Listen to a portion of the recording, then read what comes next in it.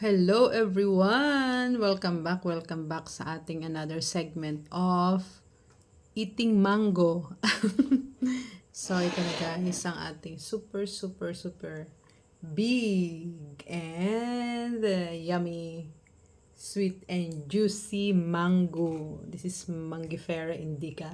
We call it in their scientific name Mangifera indica. Sa mga hindi nakakaalam. So ito po ay mangga. So, nakita nyo, medyo malaki itong mangga na to. Ayan. In-slice ko siya ng isang pisngi ng may balat. Binalatan ko din, in-slice ko. Tapos, yung isa naman, ginawa ko siyang, ganito, diba? Diba, ang cool. Diba, parang parang marang, alam niyo yun, yung marang, parang uloy. Uloy ang tawag sa amin sa Mindoro. So, ayan. Ito yung mango. Magmukbang tayo ng mango ngayon. Papakita ko sa inyo kung gaano kasarap ang malapit ng mawalang season ng mango. So, this is from Egypt. Originated from Egypt. So, kain na tayo. Kailangan maubos natin ito. Malaki yung buto niya. Tingnan nyo kung gaano kalaki yung buto. So, ibig sabihin malaki talaga yung mango. So, ayan. Magmukbang tayo ng mango ngayon. Grabe.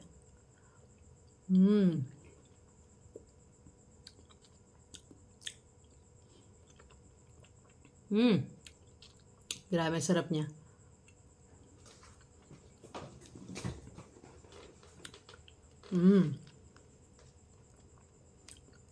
Medyo nagmamahal ng mango. Medyo maano siyang kainin kasi malamig. Galing kasi ng ref ito.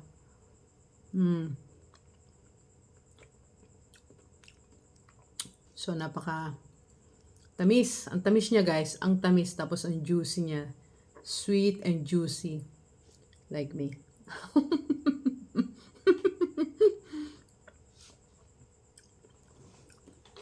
So, maraming mga mango na imported dito sa UAE. Meron ako nakikitang galing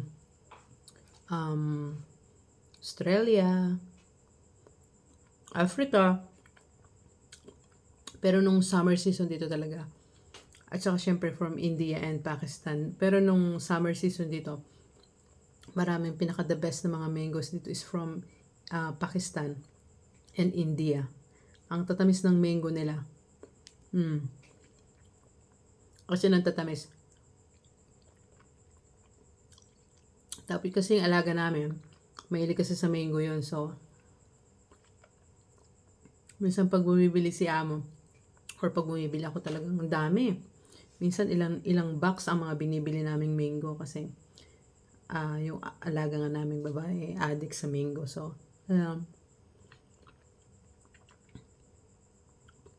may natitira pang isang mango sa ref. Umalis naman yung alaga ko field trip. So, ako nakakain. Kasi masasayang siya. Wala namang ibang kumakain kundi ang yaya ang taga-ubos. Sarap. Alam niyo, kalahati pa lang yung naubos ko. Parang full na agad ako.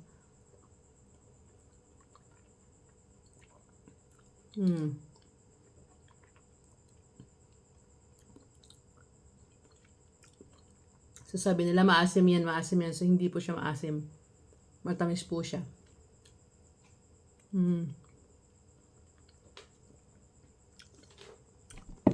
Ito naman balat. Ito ang masarap kainin. Ito yung mga buto-buto. Ayan, pinapainggit ko lang kayo kasi alam ko walang mango dyan. Lalo sa Pilipinas, tapos na yung season ng mango. So, ayan, papainggitin ko kayo sa pagkain ng mango.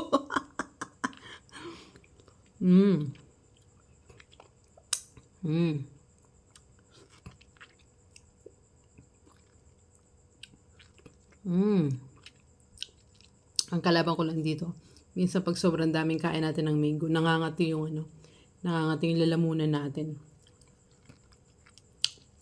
So, sa Pilipinas, nung nasa Pilipinas ako, pag kumakain ako ng marami nito, tapos mainit, nagkakaroon ako ng maraming bungang araw. Mm. Mm. Sarap, grabe. So, ayan, set aside na natin ang buto. Tapos, ito naman nakakainin natin. Magmukbang lang ng isang mango, pero talagang grabe ang ano yung mango. Ang laki. Mm. Ayan, ito na yung ating last na pisngi. Ayan, nakikita nyo. Mm. Mm. Mm. Mm. Ang sarap niya. Pag kumain ka nito, parang hindi ka na maghahapunan. Kasi full na full ka na. Kaya sana hindi mangati yung lalamunan ko. Kasi pag sobrang kain, nangangati din yung lalamunan ko eh. Tumutunog na. Sabihin tama na.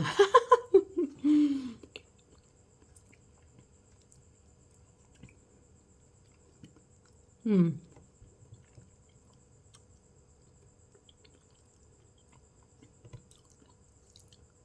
Mm.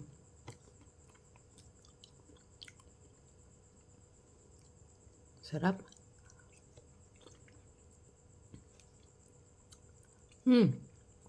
Sarap niya guys. Grabe.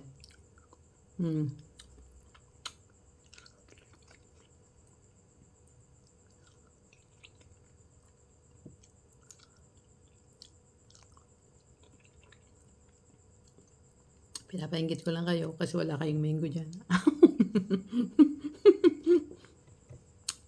mm. Mm. Grabe, ang sarap niya. So good.